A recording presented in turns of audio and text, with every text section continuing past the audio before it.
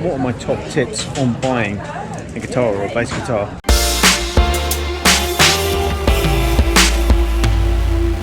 So, hello, welcome to the vlog. I'm in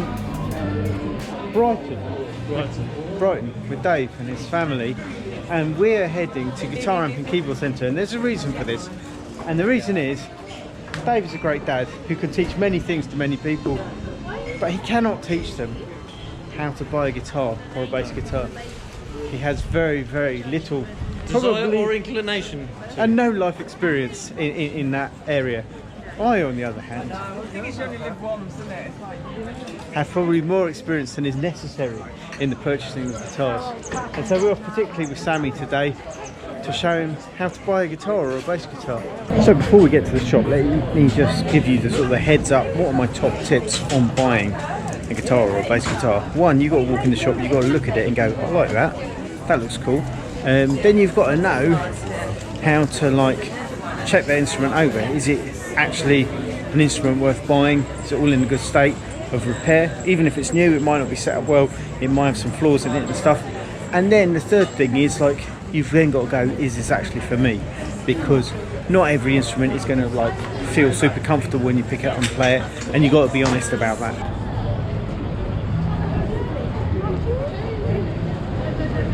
We have arrived. Let's go in and find some guitars.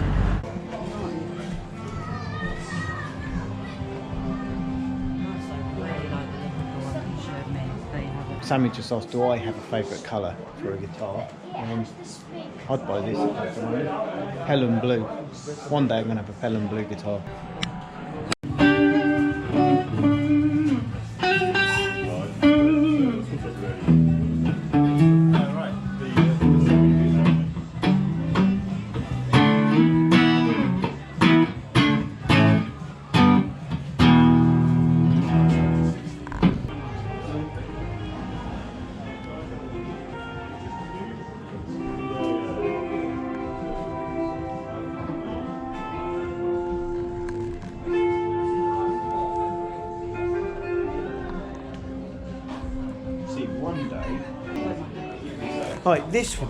This would probably be a cool bass.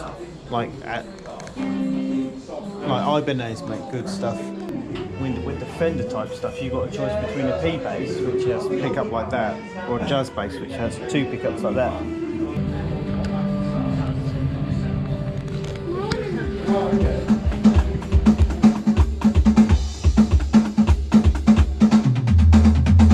Sammy is much more at home playing the drums than he is playing the bass.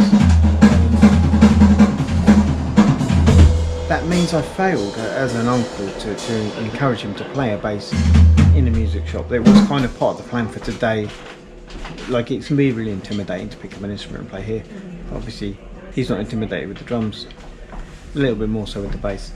And the other thing is, I did let him know that I've got a bass guitar sitting up in the loft at my parents, and maybe he wants to play that, and if he likes it, maybe he can have it. And I think that's a more attractive option than trying out bass in the shop, so we're going to do that.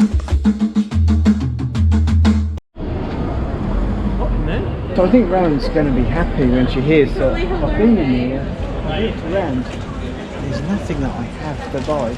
I was in a mood that if I'd seen a guitar that I really wanted, I would get it. But yeah, today it looks like I'm not buying a guitar, at least not here.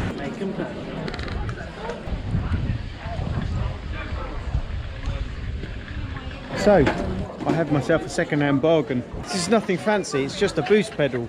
My boost pedal that I bought years and years ago broke, and it's dodgy. So this will be a good replacement for that.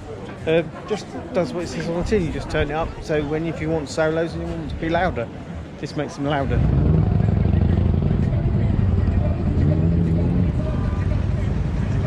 I think music store experiences are open for today. We just had a great lunch in Five Guys. We're down here on the front now, just wandering along.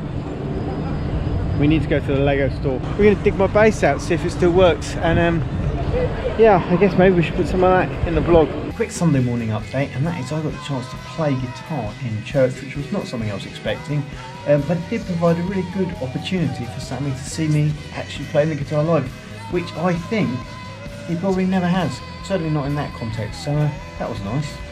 So it's Sunday afternoon, I'm in my brother's kitchen in Horsham, and look at this. This is my old bass guitar, my first bass guitar.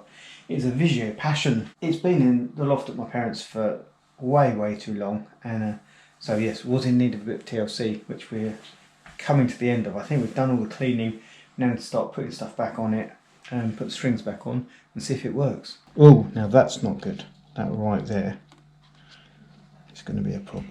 That's just come out. Yeah, and the other problem is going to be going, where should that have been? Recipe good. Oh, well, it's already.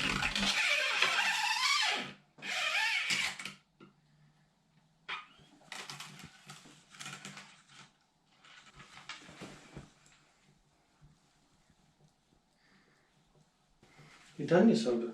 Yeah, we'll see. Oh, like, as I said, that's either it, I've killed it all, or we've fixed it all. But it should be fine. It's probably better to just leave 3 strings on, if this won't come off. That's a tone. That might be the best place.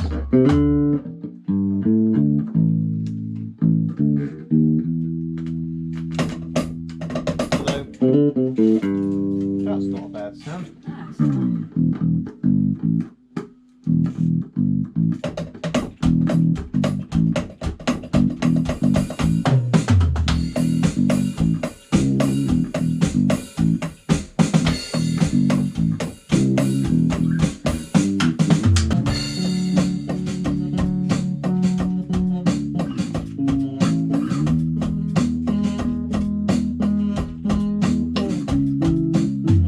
So here I am back in the studio, time to finish off this vlog. It is enough to say that Sam is a very happy little boy. He's not a little boy, he's actually bigger than me.